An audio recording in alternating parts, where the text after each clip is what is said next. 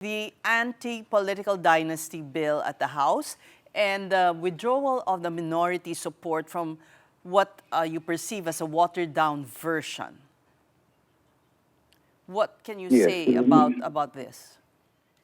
We were quite surprised at the process that unfolded during the hearing yesterday morning, because we felt that it was not those were not the usual and appropriate steps that should be taken, especially in a bill as important as the anti-political dynasty bill. Kaya ang naging pasya namin ay kung ganyan lang ang mangyayari, ay hindi namin, wag na.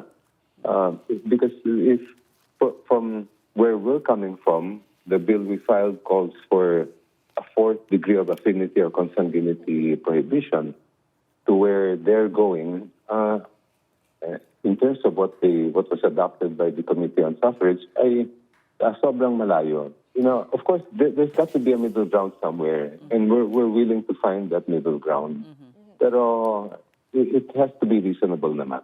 Congresswoman Janet Garin said, of course, to be realistic, some compromises should be made. But for you guys, is this like too much of a compromise on your end? Yes, given the contents of what was adopted by the committee. Do you still have confidence that this will pass? Of course, the Senate was also deliberating, so I'm sure you tuned in to at least some of the finer points of their deliberations, Congressman. Yes, we are very acutely monitoring what's happening in the Senate, and that's going to be a big factor as well in terms of what kind of middle ground can be reached in the House.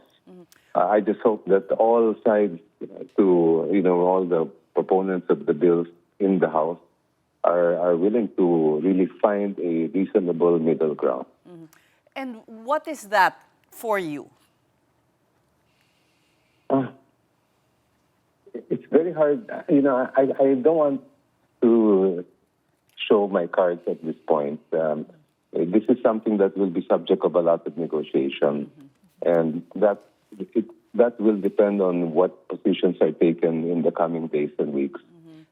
Where everyone knows what the bill that we filed is there. It's the broadest bill on anti-political dynasty.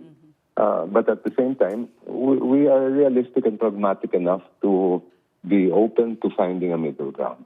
Okay, but generally speaking, Congressman, are you guys willing to settle, or better ba na wag na lang at ipagpaliban na lang natin kung hindi talaga amenable doon sa final version ng bill?